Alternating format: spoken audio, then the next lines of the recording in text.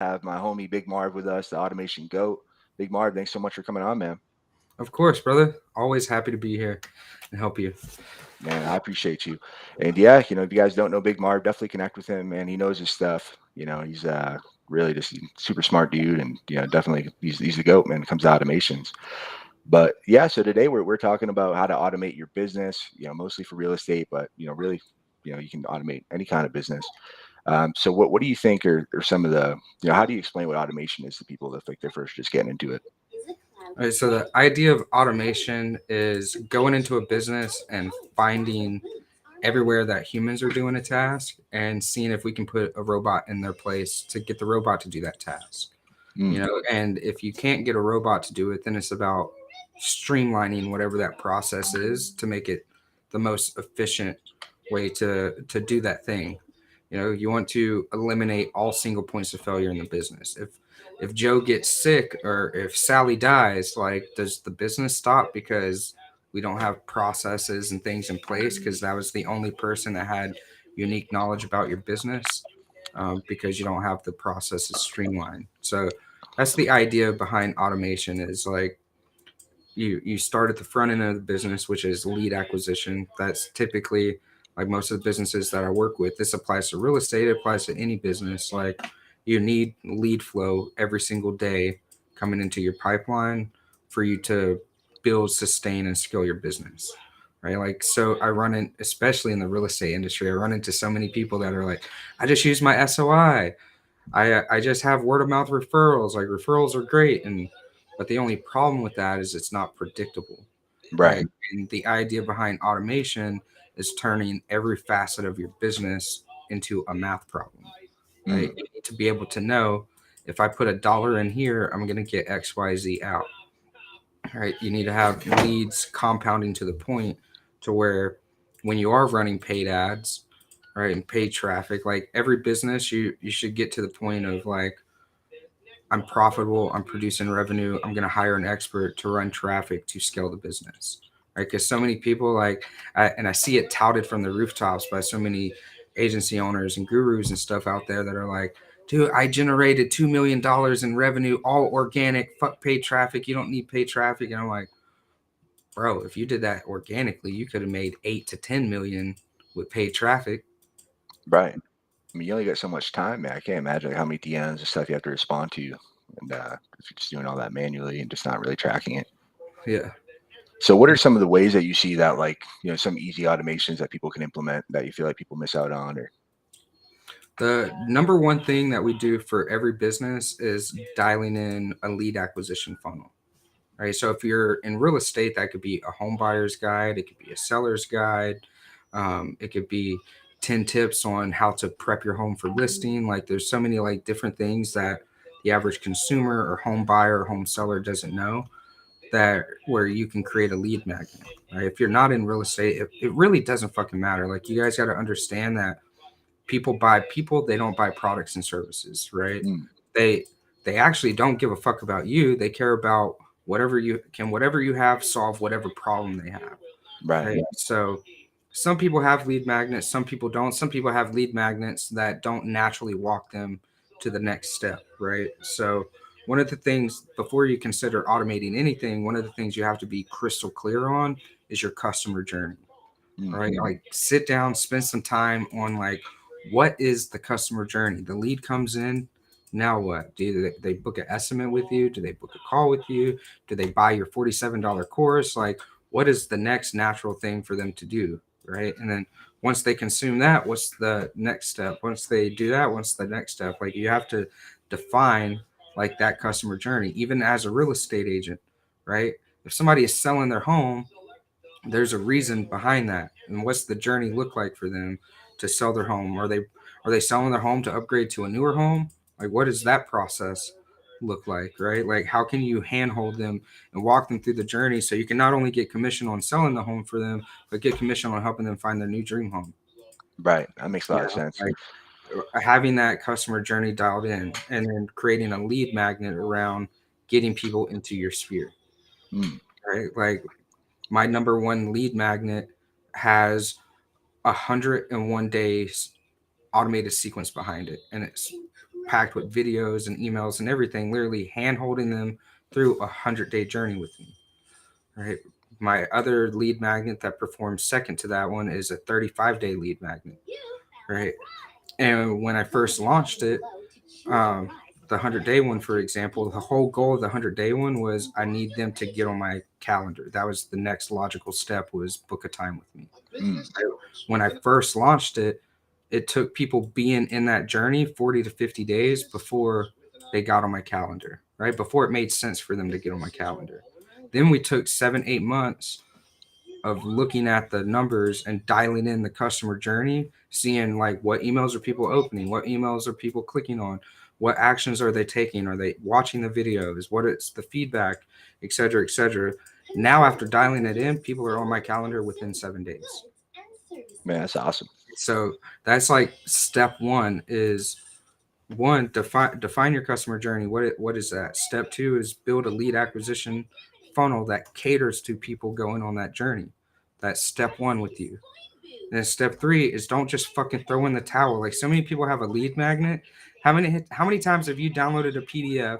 You get the single email that says thanks for downloading my thing, and you get the PDF, and then you don't fucking hear from them again until they're doing their Black Friday sale or whatever other fucking offers that they have, right?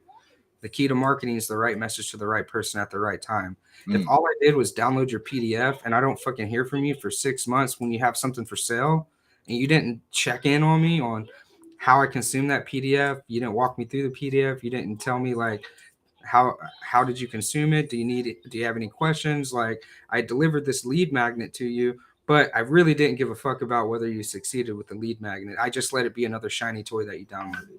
Mm. Right. That's good. So make sure you're dialing in like your email automation and your text automation behind your lead magnet, your lead acquisition funnel, to walk them through like consuming your thing, falling in love with you, right? Like, the human mind, humans, just how we operate in general, if we do something consistently every single day for a 21-day period, it turns into a subconscious habit, Mm. right? Like, there's just something subconsciously in your mind where you start craving whatever it is. Right. So if you build your initial lead acquisition to be a 30-day sequence of like checking in with them every single week, talking about the thing that they downloaded and walking them through their journey, now they get into a habit of consuming you. Right. Mm. And then you continue to feed that list every single week. Right. Like, so many people build a list and they don't email them every week. They don't communicate with their list. They don't nurture their list. The only time they email their list is when they're ready to buy something, or I'm sorry, when they're ready to sell something. Mm. Right. If you know somebody opted into your list because they found certain listings in an area, whether you sold them a house or not, right? Whether you closed that initial like sell or not with them, whether they committed to you being their agent or not, it don't fucking matter. Keep showing up, right? So then maybe on their next house, or maybe when they have a friend that's thinking about buying or selling a house, they think of you, right? Because you're the realtor that keeps sending them emails every week talking about, here's 10 ways to prep your home for sale, right? Right. Here's five things you can do to facelift your property, right? Here are some color schemes that I've seen increase value in people's homes. Here's 10 landscaping ideas to help you increase value of your home. Like, if you're that real estate agent that keeps showing up in their inbox every single week, just pumping that value to them, guess what? You're going to be on their mind every single time anything has to do with real estate. Right. 100%. No, that's a great point. And yeah, I think some of the ones. So what we're doing, most of the audience, and what I'm doing. So we're doing wholesaling. So, and a lot of people aren't familiar with it. So I think it's probably more important to just keep educating them too, because we're buying properties for cash, and it's a solution for like a lot of distressed home sellers. But Mm-hmm. most of them aren't aware of it. A lot of them think you have to go the traditional route and you need a realtor. Um, I think, yeah, if you're just throwing out an offer there, it's going to sketch them out. So I found the big thing for me is automating my text and my reach out. Like, so it's, not just one blast, like you were saying. So it just keeps going on over time, and they're getting familiar with me. And before I was just doing the one, but once I did start to automate it, like you're saying, I started to get so much more responses and so much better results. Yeah, like you said, you're producing value for them, right? Think about distressed home sellers, right? Let's say I have a home that's worth 300K. I've paid off 200K in equity. I could wholesale it for 100, right? think about how many motherfuckers are reaching out to them to try to get them to sell their home for 75K, Mm, right? So sell your home for 100K, sell your home for 150, whatever it may be. If that's the only fucking conversation you have with them, and then they have somebody like Kai coming in saying, "Hey, I know I know you got X amount of equity in your home, but did you know if you did this, you can add another 10K to that valuation? Did mm, you know if you did this, you can add another 15K to your valuation? You know, if you did this, it'll increase it." So now, instead of being the distressed guy that's trying to just take them for a deal, you're now the guy that's providing them value. And whether you close the deal or not, like they're going to see that, like that's going to resonate with them. You're going to stay on top of their mind. And who knows, you might be the guy that they're like, you know what, fuck all these other guys, because all these other guys just want the money. They might even turn down like 120K offer to take your 110K offer just because they enjoyed you more, right? Just because you provided more value to them, you made a bigger impact to them. They could tell that you were actually there to help them solve their problem with your solution, and you weren't just there to fucking take their money. right. 100%, man. No, that's really such a game changer too. Just a different mindset too. Just coming from a place of value and trying to help the people and just trying to make a quick buck. It's not, something I always say is fuck money, right? And people look at me like, "What do you mean fuck money?" Mm, And it's not that I'm not a capitalist. I'm a fucking capitalist pig to my core. But amen. I also understand that if I lead with impact and value, that money is a direct side effect of that. Mm, So if you switch your mindset from fuck money to how can I, you know, exponentially help this person, like you're gonna make money as a side effect to that. right. No, 100%, man. So yeah, so other automation. So like as far as like cold outreach, you do anything differently for cold outreach, or are you still trying to get them to come into your funnel first before you're doing stuff? So if I'm doing cold email, I do design a funnel specifically for it, Hmm. right? So it, again, right message, right person at the right time. If somebody sees my ad, the automations behind that are going to be different because I know you watched my video and you saw my ad and you opted in through my ad, right? But if you're cold email, you don't know who the fuck I am, right? I don't even know if you have a problem I can solve. You're just a list that I bought. Mm, So well, the first thing I do, just from a technical level, I want to give you guys some technical actions too. If you buy a list from someone or you have a dead list that you haven't hit in a while, make sure you use a service like Never Bounce to validate the list, so you know you're only sending to valid emails. And that's good. then you don't just dump them out, right? Like you don't just blast 5,000 fucking emails. You you prep it. So what I do, let's say I was hitting a dead list of 5,000 leads, right? First, I map it out. I use a tool called draw.io. You can use Garu, you can use Funnelytics, you can use Lucid Charts, you can use Miro. There's so many fucking tools that do it now. Draw.io is open source and free. But basically, I map out. Do you have the ability to share screen on this thing? Um, I can even I know show I you can. a live example. I don't know if, how to let you do it. Um, Here, I do think you I have see the a button? button. Yeah, if you see the button, hopefully just let you click it. All right, let me show you guys an example that we did for a client. All right, so the first thing that I do, hold on, I want to get it open so when I share a screen, it actually makes sense.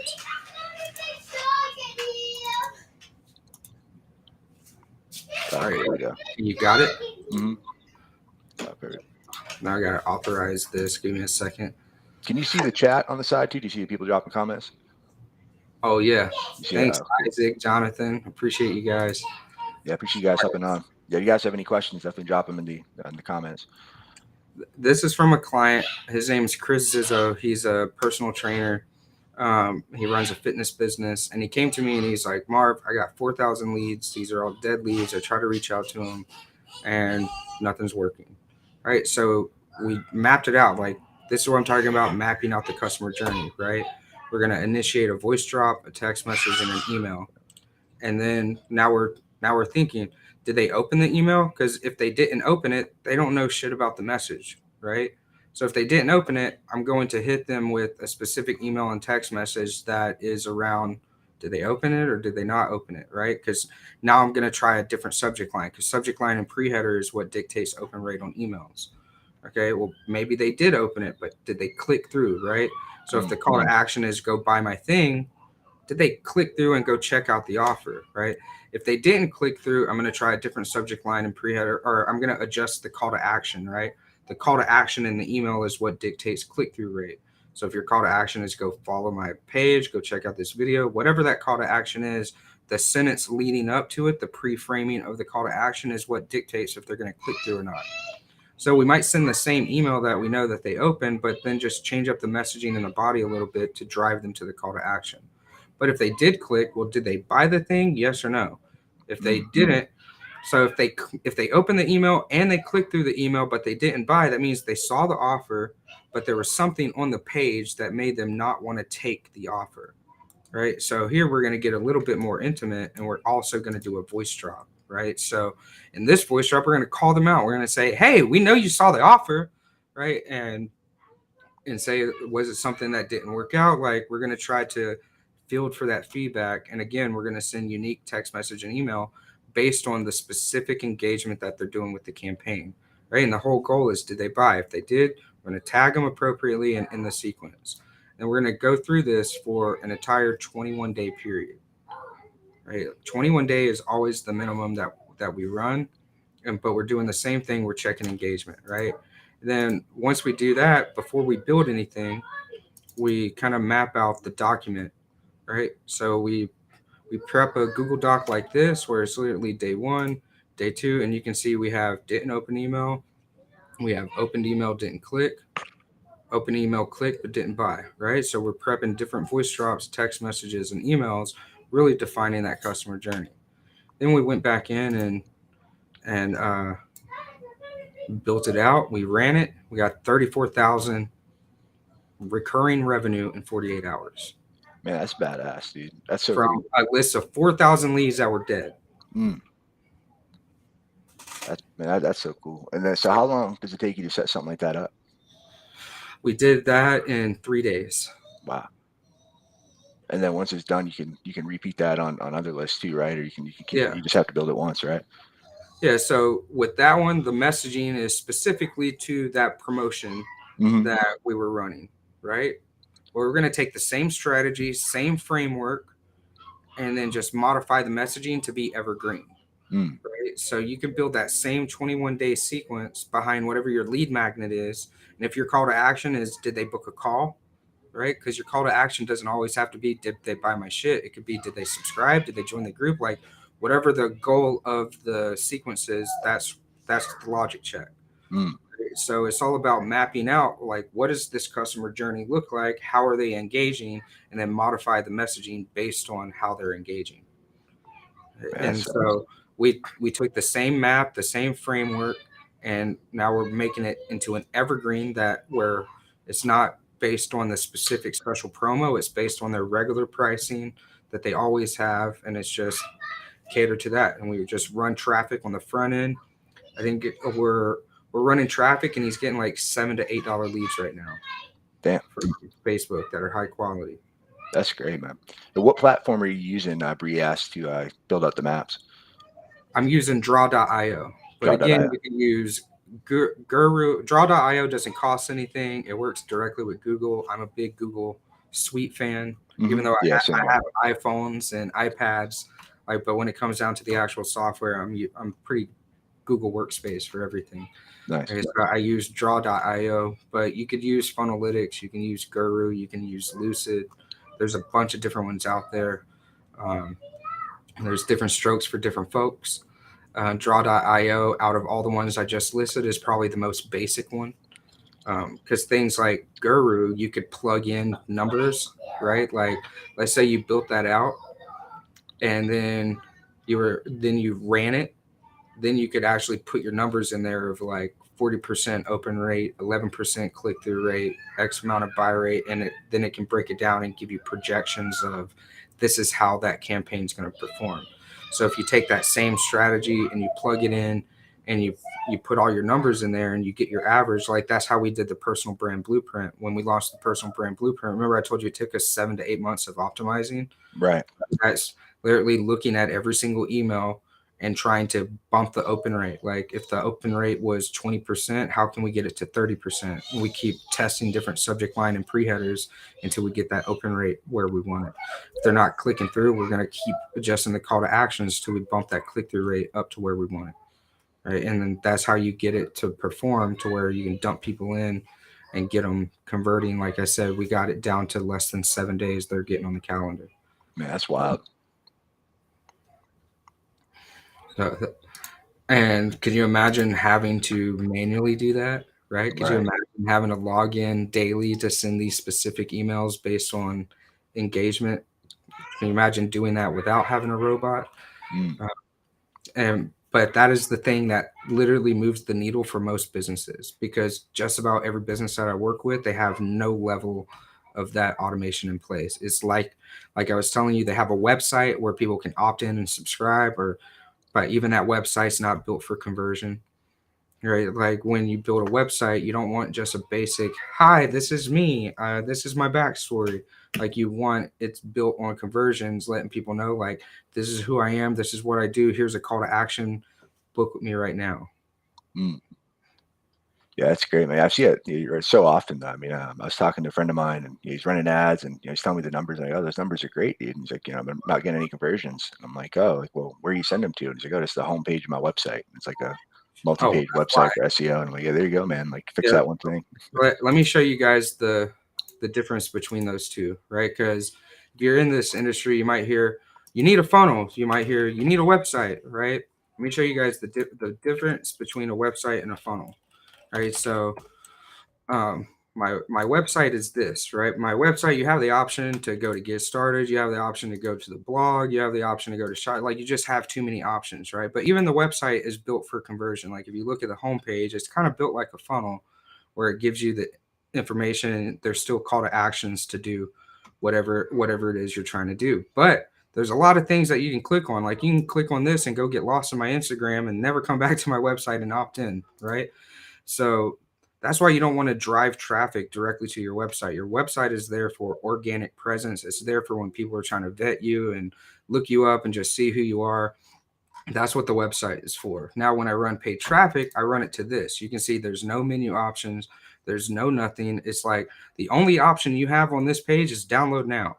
I mean, I guess you could get lost and go look at my terms and conditions and shit like that if you wanted to. But if you're doing that, you're probably not going to download my thing anyways. But you can see this is driven with a specific headline. You have one action. You can't do nothing else on this page but take this action. So when I tell you guys build a lead acquisition funnel, that's what I'm referring to is you need to build a funnel, which is basically a website that doesn't have a bunch of menu options and stuff, that is driven specifically to you need to do this thing. Mm. I can show you guys some funnel examples. Since this is real estate, give me a second. Let me pull up my platform, Yeah. and I can show you guys some of the real estate funnels that we run for people. And again, guys, keep in mind these are frameworks. These are strategies. You can take this, reverse engineer it, and apply it to any vertical. Right. So if you're in wholesale, what is the message for distressed homeowners? What's the message for pre foreclosures? Right. It's all about just dialing in the right message to the right person at the right time. The rest of it, the strategy works. That's the beauty of a framework. The framework isn't tied to a tactic. A tactic is something that's very dependent and it only works that certain way for that certain vertical. Whereas what I'm teaching you guys is a framework that can be reverse engineered and applied to any vertical. Mm. So let me show you guys these funnels. So, for example, buy for less than rent, right? Like that's probably a message you guys use as a real estate agent pretty often is like, hey, did you know that you can buy a home for cheaper than you rent it? Look, this is a very simple how to buy a home for less than renting without a down payment. Like here's another one. A buyer playbook. This is our most popular one. Like we've literally put over $1 million in ad spend behind this specific funnel framework, and it's a very simple PDF. And what we're using here, so like maybe you guys don't know Like, well, where do I find these PDFs? Like, how do I get it? I don't know how to just write a PDF. There's a thing called PLR, which is private label rights. Um, PLR. so you can literally look up like PLR ebook.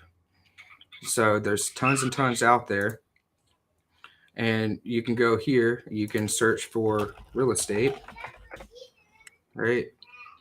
And you can see like all about real estate investment, Okay. selling real estate, and like literally you pay a couple bucks for these, and this is what it looks like. Sorry, that is not what it looks like. Let me go back here. I'm going to show you guys some live examples, right? So here's a new client that we're working with. So this is a PLR book that we gave them. We're going to be running the home buyer's guide. Here's the actual source that we're buying from. So the plrstore.com. You guys will notice that's what I pulled up here, the PLR store. It's where I get all of my PLR. It's where I recommend. There's tons and tons out there. I'm not affiliated with them or anything. It just happens to be what I've used over the last 6 years. Um, So you buy it and then like you own the right, you can like change it up and stuff too. Like you Yeah, can like so put they your own give branding and it stuff to you on it. like this, right? So they do this, so you can like literally go through here. You change this name. Um, you can go through here. So they went through here and modified the verbiage to be all about buying homes in Texas. You might have to update some numbers. You just want to make sure that the message is right. Yeah. Yeah, And this and looks then fire. You down guys here, better be taking right, notes, man. I'm taking notes. literally last page, we put their image, their information, and then what we're going to do, because we actually have designers in house, is we're not going to just export this to PDF, but we're actually going to go change these blues to the colors that are in their logo. Yeah. Right, we're going to change these images to pictures of them and their family and pictures of homes that they sold. Right, you're going to get out of it what you put in. Could you technically just go in here, add your face, add your information, and fucking run it to the moon? Sure. But again, people buy people, they don't buy products and services. So if you go get a PLR and you put an hour or two into making that verbiage in the PLR, your verbiage, you put your call to action embedded right there in the PDF, boom, now you have a lead magnet and you didn't have to do all this time to research and write your own book. Once you do enough of them, you will get to the point of writing your own, right? I can't tell you how many PLR books that I did myself, but now I wrote my own book, right? Like this book took me 2 years to put together and write. Um, but in the meantime, while I was writing that book, I was running PLR lead magnets. Mm. I've never even heard of that, man. That's so cool. I didn't know you could just buy a PDF like that. Yeah. So there's some free game for you guys. If you don't have lead acquisition, grab a book, put a simple funnel together. Most platforms literally have funnel templates that you could put together. Right. I don't want to take over your show by plugging myself, but no, man, plug away. Like we have ready to go templates for all this shit too. So if you guys reach out and you're on the high level platform in any sense, like let me know. Kai, actually, I'd be happy to, like all those funnels that I was just showing you guys, I'd be happy to prep that into a snapshot for you, and then you can load it in and have it for your tribe. Yeah, it'd be dope, man. Yeah, we just launched REI about CRM, build that for Yeah. high level. So that'd be great, man. So since yours is built on the high level back end, which you guys, if you are debating hopping on Kai's software, don't just dismiss it as like, oh, it's high level. Like I want you guys to think of high level like WordPress.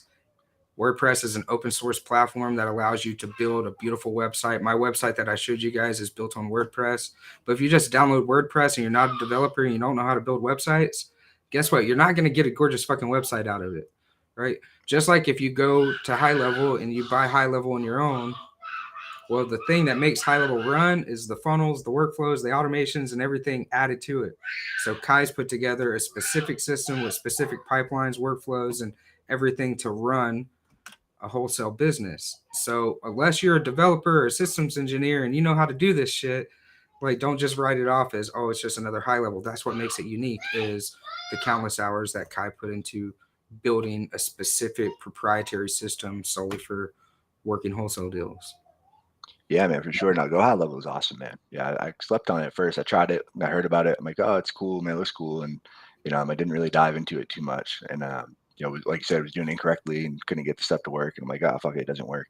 But then yeah, I started to like really dive. A couple of years later, went back into it, and I was just blown away. I'm like, wow, you can literally make do anything you want. Yeah, dude, that first year high level was rough. Mm. Right, so I've been in high level since beta. I have over 6,000 hours in the platform now, and like just like that first year was like, ah, damn it, guys, did you fix this? But like, it's definitely evolved. Like high level today is substantially different than high level was just a few years ago. Mm. You can achieve so much, like all this business automation that we talk about. You can do so much because so many people right now are using like ClickFunnels, Active Campaign, Slide Broadcast, Kajabi. You like have all these things blended together, and like literally, you just cut your overhead immediately just by Yeah. switching to one platform that does it all. Yeah, that's what the whole reason I did it. Because I'm like, oh, I'm paying for all these different softwares, and I got to do Zapier and set up all this shit. And if one thing breaks, I got to go through them all. And then I'm like, oh, I can just get high level, and then all of a sudden I'm saving money. And then it's working so well for me. Other people wanted to try it, and I'm like, oh yeah, we can just duplicate mine, and just kept working on it. And yeah, it's just been cool. That's another example of automating your business, right? Because sometimes when we come into automate a business, they have lead acquisition, right? They have lead flow. Then the next step is, okay, well, let's look at how you're doing it, right? I've gone into countless businesses that are band-aided together with 8 different platforms and shit breaks all the time, or they have to manually move Google Sheets here or there. And it was finding the one platform that replaced all of their platforms. So not only did they instantly save 5 figures a year, like in software, I had a client that literally we saved them over 100 grand a year moving them to high level, right? And then it's all built in one place, so we were able to automate it, right? So if you get lead acquisition dialed in, the next step in most businesses is sales, right? So then you start going through like, what is your sales process? They consumed your lead magnet. Is the next step booking a call with you? Okay, well, how do people book a call with you right now? Are you going back and forth trying to find a good time? Are you sending a Calendly link and hoping that the Calendly syncs to your calendar and then that's in your CRM, right? Like, are you able to track those different stages of where the lead is at? Do you have automated follow-ups going to get them? Because a lot of people will just send a Calendly link and then they get a bunch of no-shows, right? You're like, well, how do I combat no-shows? It boils back down to the customer journey and all the automations that come through. Like when you book a call with somebody, if you've ever booked a call with me, you'll notice in all my emails, it's not just, hey, this is a notification to let you know that we're meeting tomorrow, or this is just a notification to let you know that we're meeting in an hour. It's like, yo, it's Big Marv here. I'm so excited to meet with you and tell you all about the dual funnel system and how this is going to change your business. If you're wasting countless hours doing XYZ, like we're going to hop on for 30 minutes to an hour. We're going to dive into your business. We're going to do, like, I'm getting them excited, giving them a reason to show up for the call. Right. Like that's the next step that we automate is the. But yeah, I mean, you guys have questions, man. Drop them in here, man. So I apologize. I have a 3 and a 4-year-old too. So if you guys Oh, hear you're them, not, man. You're good, man. You're good. Apologize. But that's basically the next step in the customer journey, right? Is they're booking a call, and it's like, well, what does the messaging look like to get them onto that call, to make them show up and commit to you and whatever it is that you're trying to offer them, right? And if that's your next part of your sales process, okay, now let's say you do the sales call and they're ready to close, they're ready to move forward. What's the next step? Do you have to send them a contract? Do you send them an invoice? Do you send them an estimate? Do you book a in-person appointment before you do any of that? Like, what does that process look like? If it's sending a contract, we can easily automate that. Like in high level, we use pipeline stages, right? So it's as easy as dragging them from one pipeline stage to another that instantly fires off contract, invoice, and everything else to do it, right? I work with teams where they're like, well, I go into DocuSign, then I type in their email, then I'm like, and a lot of people dismiss it because they're like, well, it only takes me 5 to 10 minutes to do that. Well, if you're spending 10 minutes a day and you're doing it 3 or 4 times a day, you're spending 30 minutes to 40 minutes per day. At the end of the week, now you've spent 6 to 10 hours on something that you said is not a big deal. All right. How would your business operate if you got an extra 10 hours back because you automated contracts? Right. That's like a extra part-time employee right there, man. right? So how And much on average do you think business hours save, like from ones that don't do any automations to ones that, are at like a high level, they're implementing like a lot of automations in their business?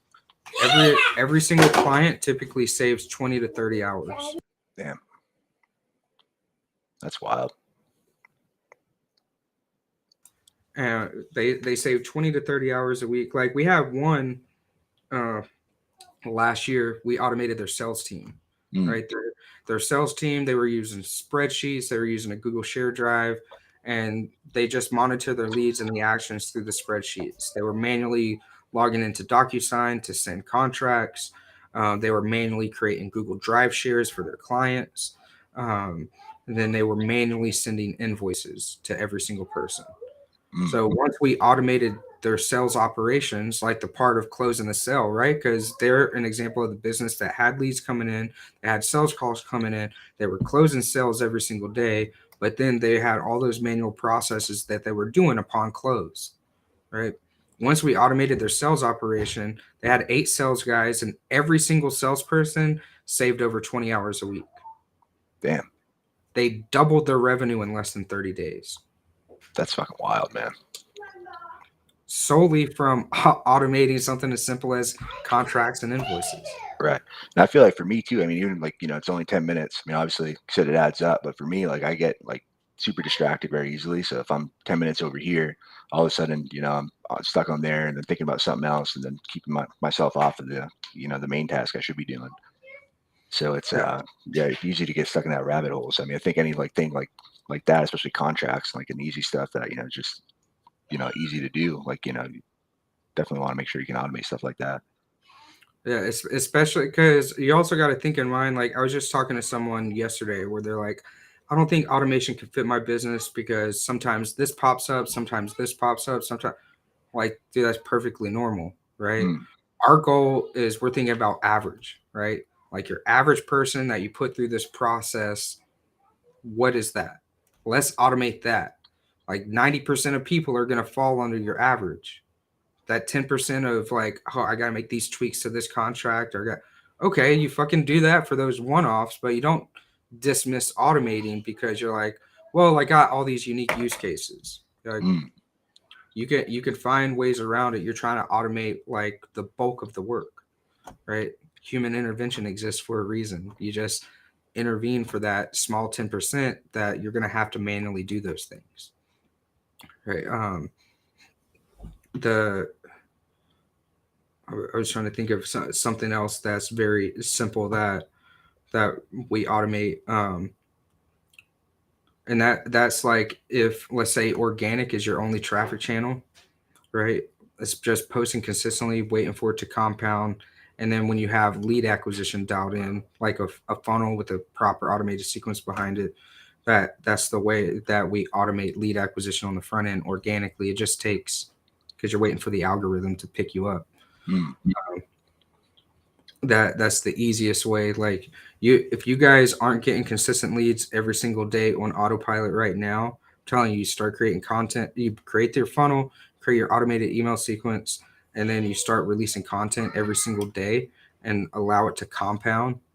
Like in 3 to 6 months, you're gonna have inbound messages around the clock without you even thinking about it. And if you're like Kai and you get distracted, you're like all of us. Like I think that's another human thing, right? Is especially if you're an entrepreneur, is you try to do all these different things throughout the day. Something that helped me with that is time blocking, right? So thinking about Sam Ovens is where I got this exercise from. Like tons and tons of people do it, but Sam Ovens is where I learned it from. He has this awesome webinar called um, "Get More Business by Doing Less Work," mm, and it's like an hour and a half training. And what he's teaching is time blocking, right? So you have your north star. Your north star should be like whatever your goal is, right? So like if your goal is I want to sell 50 houses this year, okay, that's your goal, right? First week of time blocking is every 30 minutes you write down what you did over that last 30 minutes. Don't try to adjust it because now you got to keep yourself accountable and look at it, right? Like, don't even fucking think about it. Just operate however you're operating, and every 30 minutes, write down, this is what I did over the last 30 minutes, right?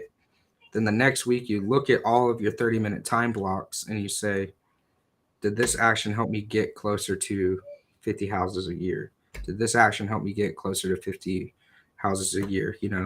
And then every week you're going through that and you're eliminating it. I live and die by my Google Calendar, right? I put everything in my Google Calendar. I put sleep in my Google Calendar, meditate, workout, eat, like everything is in the Google Calendar, right? Um, 'Cause then you can really harness and take control of your day. Is how I can wake up at 4:30, hit the gym, and by 10, 11 a.m., I'm done for the day. Like I've moved the needle in my business. So if I wanted to, I could take the rest of the day off. Now, most days I have client calls and sales calls and other shit booked for that afternoon. But if it's a day where I have no calls booked and I'm done by 11 a.m., so I just got a whole day to myself. Right. And it's solely from time blocking, being intentional because your time is the most valuable resource we have. I don't give a fuck if you have $1 million in your bank account. You're not buying yesterday back. Right. It looks like somebody said their leads are all manual. Me reaching out to sellers, been trying to learn how to automate that without hiring a VA. So when you say your leads are all manual, are you buying list? Are you creating content and manually reaching out to people? What do you mean by all my leads are manual? I'm assuming that you're not driving them to a funnel, that you're just personally interacting with people. So yeah, Uh, correct me if I'm wrong, Kenny. So I think it was you put that comment, but a lot of times what people in wholesaling are doing is so we're basically pulling lists, whether from county records, from different websites that kind of congregate data, and they're kind of a little bit more likely to, want to sell. They might have equity in their property, or they might, be a pre-foreclosure. Or, there's different reasons they could be more likely to sell. So those are the typical lists that people are pulling, and then they're skip tracing them. Like through like just a service that they pay for and get the numbers back, and then usually most people are just manually doing outbound cold calls to them. Or so one of the things that I like to do is I leverage the power dialer inside a high level. Right. So high level has a power dialer where literally it will just call your leads. You can pause the auto dialer, leave notes on the account, and like churn through your leads that way. Um, it depends on where you're at, because depending on where you're at, you might be able to interact with them differently. Uh, what I also do is a lot of cold email outreach, right? So like the cold emails about like thinking about selling your home. Here are 10 ways to get more money out of your home. mm, Right. Again, you're not the first thing that you're doing with them is you're not putting your dick on the table. Right. Because when you put your dick on the table, people got three options. They can look at it, talk about it, or leave the room. Right. And if you're doing cold outreach to people, 90% of people are just going to leave the fucking room. mm, Right. You need to give them a reason to look at your dick. Right. And not leave the room. And so if you're going to do a cold email campaign to them, do cold email, but you don't just start with, "Hey, I see that you have equity in your home and you're a distressed home buyer. Here's a deal. Let's get you out of that situation." Right? But part of it is just like literally hammering those fucking phones. mm. Right? Like when I'm talking about time blocking, like you time block 2 hours a day, and then you can be the most efficient at that when you use a power dialer. 100%. Yeah. So Right. one book that helped me a lot was Fanatical Prospecting by Jeb Blunt. And he talks about that. It's basically setting that prospecting block up. And before, I have a goal like, hey, I'm going to make 100 calls today. And I was doing it manually. And I'd be like, oh, and for some reason, it'd take me the whole day. Whatever goal I set, whatever number it was, it'd take me the whole day. And somehow, right at 8 o'clock or, whatever the end of the time work was, I just would have hit that 100.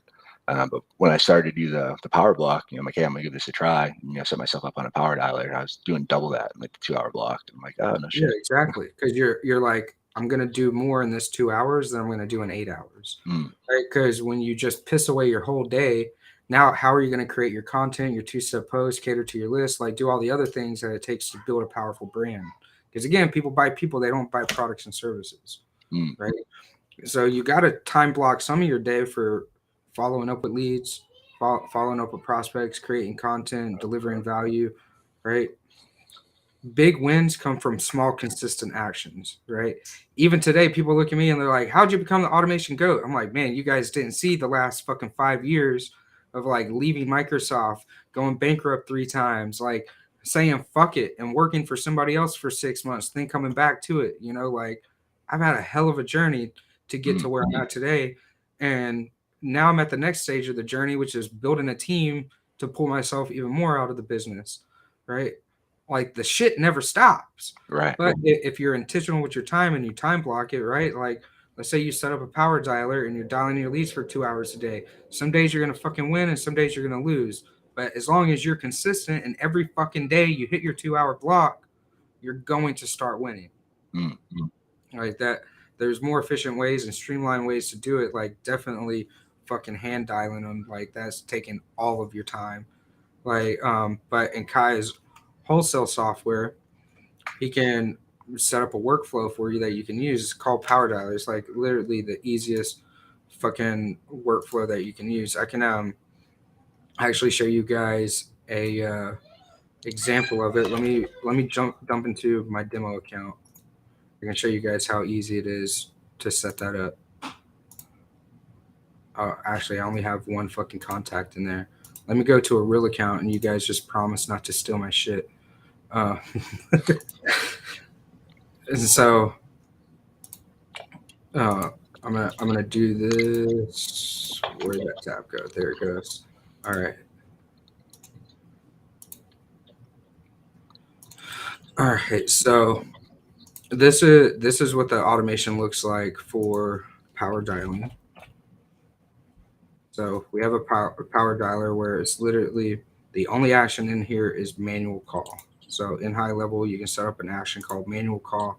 It'll drop people into it, right? And so now, um, once you have that set up, then you can go to your contacts. I'm just gonna pick these top 4 or 5 contacts. I'm gonna hit a robot and say power dialer.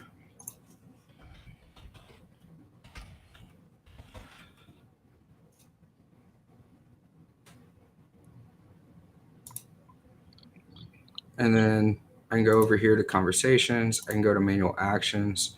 You can see here's the people falling in from the power dialer. And literally it's let's start. It's gonna call this first contact. I'm not gonna let it go through. But then when you hang up, you can just put no answer, busy, whatever it is, right? And then you can also set up automations based on those other ones. You can see it here, it's counting down. So this mm, gives me time to go here to notes and say, call person did whatever, right? And when the timer runs out, it'll automatically dial the next lead. Or if let's say you finish your notes and you're ready to move on to the next person, you can literally just hit next lead and it's gonna call the next lead for you. Again, you can hang up. Like there it is calling the lead. Hang up, no busy, answer, whatever it is. And then and again, if you and then click, let's say you're running your notes, and you're like, fuck, I don't have time. You just hit pause, right? And then you can spend as much time as you need to on this contact before you hit the next lead. Right? And you can literally do that every day. You can just go to your contacts, dump 50 people in there. You can dump 1,000 people in there, and just literally they won't move. They'll just stay here in manual actions until you're ready to dial them. yeah, that's a game changer. So much better than picking up the phone and typing in the number and waiting to ring the whole time.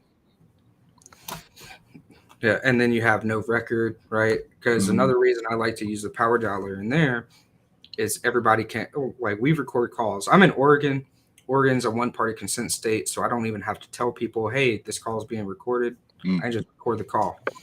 Um, in some states, it is a two-party consent state, so if you're going to record the calls, you have to let people know, "Hey, this call is being recorded." But we record the calls. That allows other people, other dialers, other appointment setters that come into my business.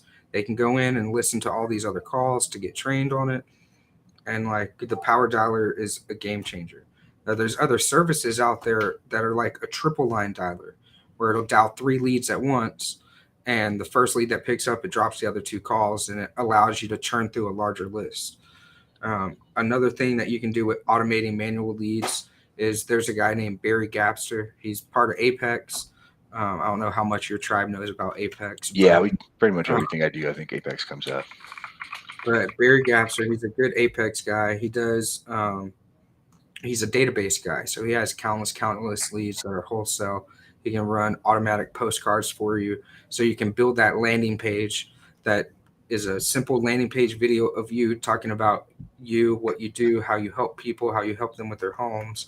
Give them a simple name, email, phone number, opt-in. Second page is your calendar, and then you use a service called QR.io, and then that allows you to generate a QR code and link it to that landing page. You can print the QR code on the postcard and have him mail out postcards for you to distressed home buyers, to foreclosed home buyers, and let them opt into your funnel by scanning your QR code. And then that'll automate your lead acquisition for you and give you compounding self booking. Because if your QR code takes them to a page where they can opt in and book themselves on your calendar, um, now with enough of that compounding, you're not going to have to be manually calling leads. But if you guys are in the wholesale game, this is something you're just going to have to fucking suck up and do. Like, this is part of the game.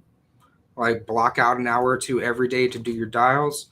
When you get to the point of hiring a VA, you can use somebody like Spear Rocket. Spear Rocket's $1,000 a month, and then whatever it costs for the VA. The reason it's $1,000 a month is because they go find the people for you. Like, they do the first 2 rounds of interviews for you. All you got to do is show up to the final interview and make your selection. They will hire as many VAs as you need for you, right? But you got to do this legwork of like, this is how I call people. This is what I say when I get on the phone. This is the process that I go through, right? Before you hire that setter to come in and do the job for you.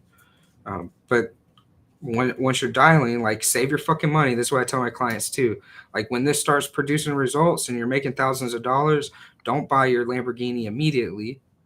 Like, let's get the team in place. Let's get the business automated where you can step away, then go buy your Lamborghini, because now you have a turnkey business that is running with only maybe 10 hours a week of your input. Mm, that's good advice, man. Yeah, especially if if you're not making a lot of money, and all of a sudden you are, it's very easy to want to spend that. So I mean, yeah, keeping it in the business and reinvesting is huge. But so, a quick question for you. I mean, so to flip it around, what things can you not automate? With that, so automation is meant to supplement human interaction, not replace human interaction. All right. So depending on the level of service, like personally, I choose not to automate my onboarding, Mm, right? Because it's all about user experience. I could easily have my clients fill out an onboarding form, automatically create their Google Drive share, automatically do all these other things, which the the things that I can create on the back end, I do create on the back end. But I still have the in person, like, hour call with them to fill out the form with them, to set the expectations for this is how the service is going to be, because like, you can't replace that human connection with automation. So if there's places in your business where it just requires a human interaction, you just want to streamline it, kind of like the power dialer I just showed you guys, right? mm, You can't automate making those calls for you, but you can make it as efficient and streamlined as possible. no, that makes a lot of Right. sense. So it's different for every business, but most businesses, that's where, like, well, we can't automate that. Like if you're a t-shirt printing company, right? We can get machines to do a lot of the work, but you're still gonna have to have some humans in there doing some things, Mm, right? If you work on cars, right? Like, there's not a robot that can rebuild an engine for you yet. right. It's like, we're gonna get there one day, but Mm, you can't automate building an engine yet, or I should say, you can't automate pulling an engine out of a car and rebuilding it. Obviously, there's factories that put them together, but even if you ever watch how it's made when they build a car, you can see there's humans that a machine makes a panel, but that human has to move the panel from here to here and rivet them together, mm, right? They hold it in place and a robot rivets it. There's only so much that you can automate. In the real estate side, what you can't automate is being the face of your business, right? So like, people are buying you, and your job is to create content. Maybe right now you're shooting the videos, editing the videos, adding captions, posting them, right? Well, what you can do is get to the point where all you do is shoot content, and then we have VAs and processes in place that do all the editing, the publishing, and scheduling for you. Right. So that's part of automation too, is like just pulling yourself out of it and maybe hiring somebody else to do it, and then creating processes and streamlining the human activity. Mm, There should be no single points of failure in the business. Like right. what I'm working on right now is being able to walk away from my business for 30 days straight and never have to look at my phone. Mm, that's the goal, man.